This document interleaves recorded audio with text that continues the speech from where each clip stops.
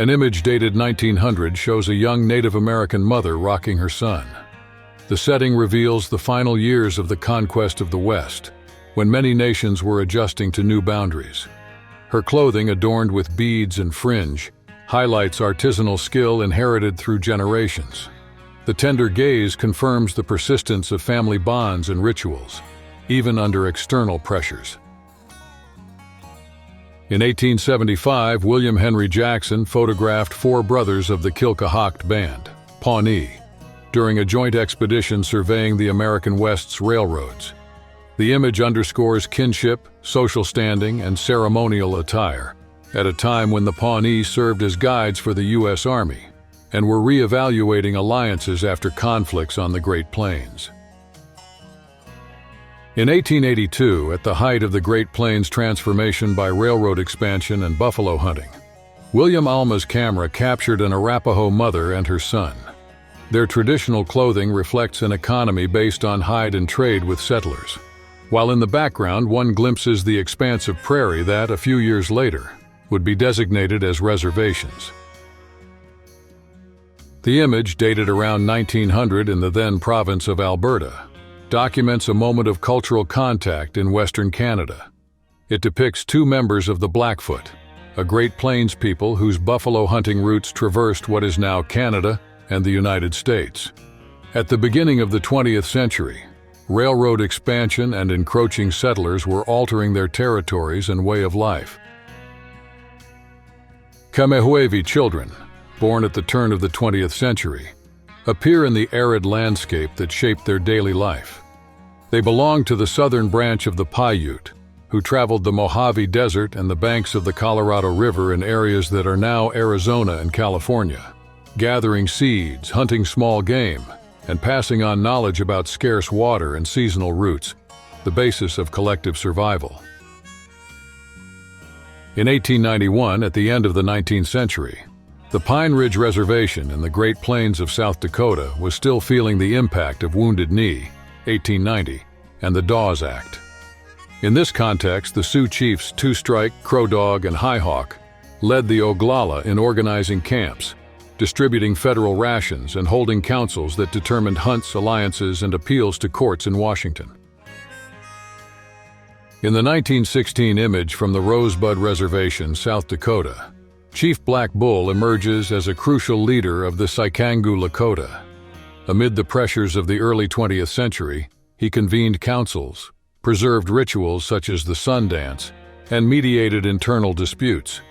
His influence extended beyond Rosebud, strengthening networks among Sioux communities along the Upper Missouri.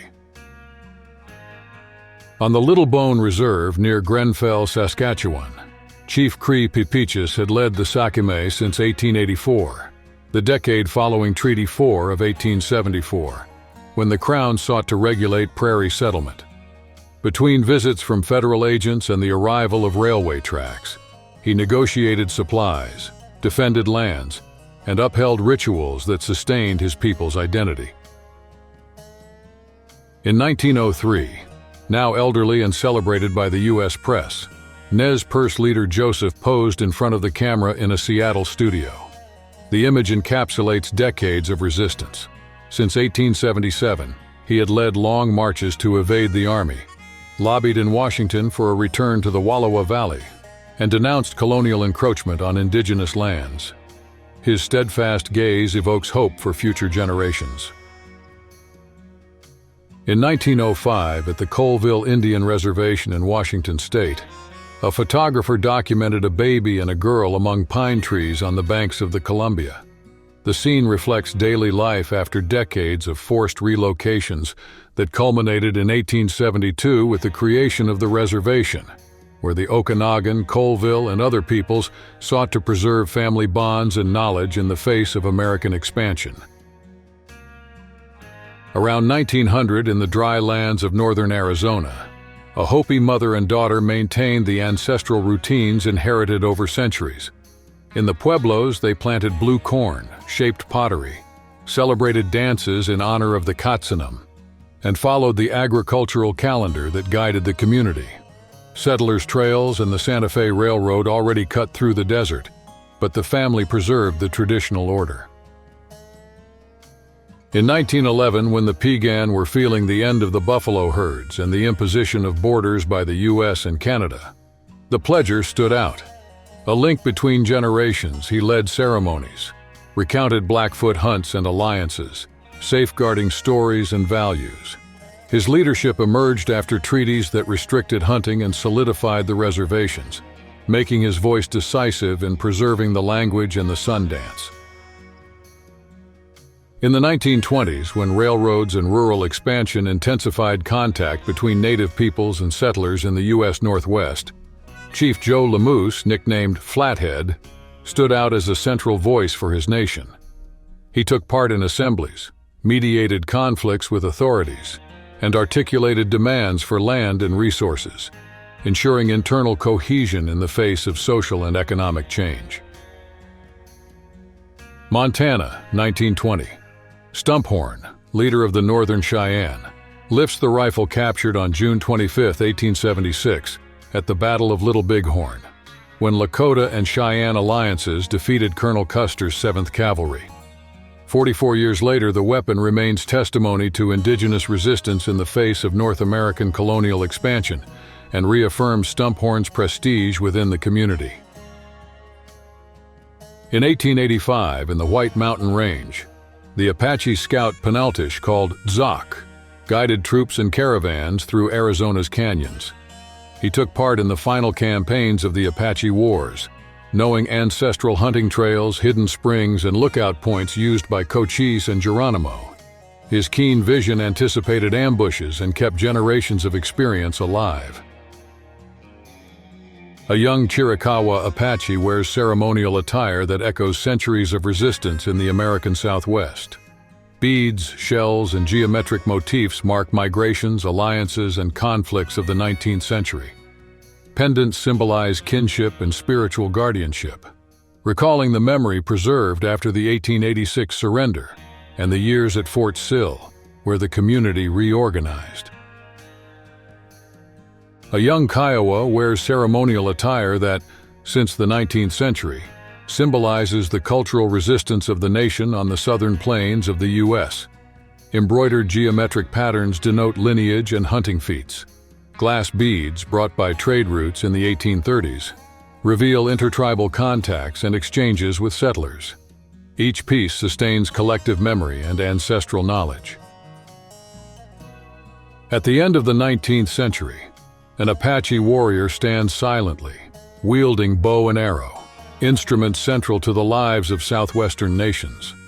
These objects, forged for hunting and combat, express the bond between man, territory, and lineage, evoking struggles against invaders in present-day Arizona and New Mexico, and the ongoing defense of villages, rituals, and ancestral narratives. A photograph taken in Genoa, Nebraska, around the end of the 19th century, shows a Pawnee woman in a formal pose. Her beads and hairstyle evoke the ancient Pawnee presence on the banks of the Platte, where they hunted buffalo and celebrated the morning star.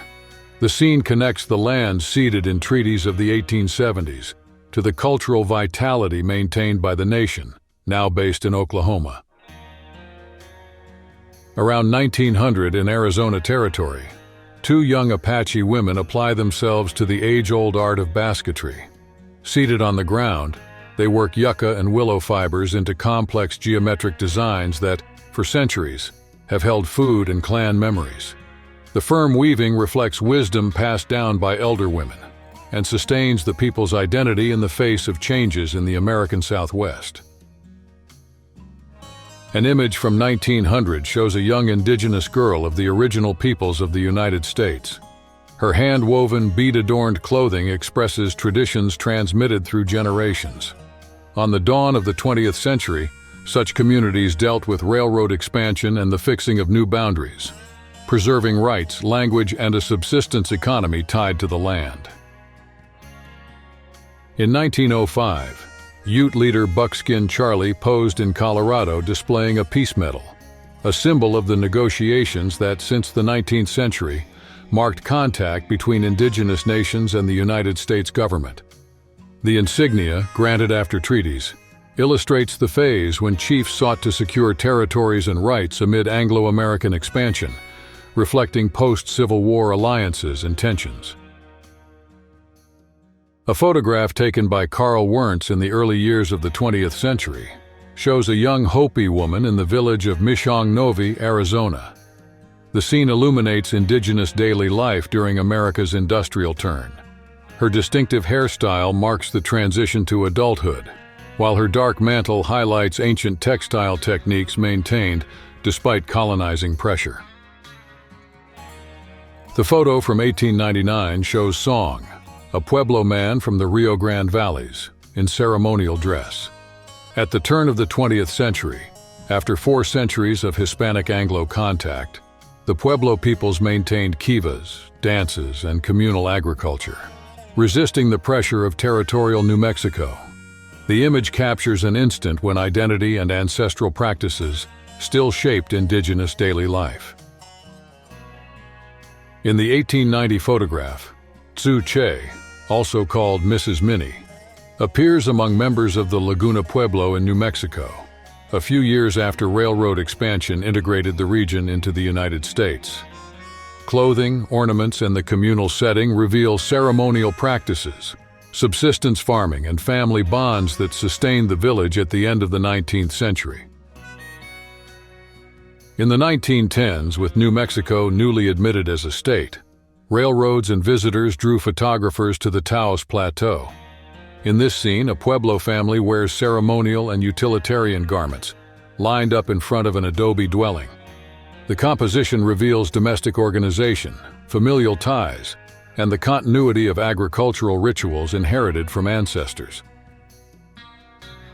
In 1905, Kohit Songwe, a young member of the Tewa Nation of New Mexico, was photographed wearing ceremonial dress.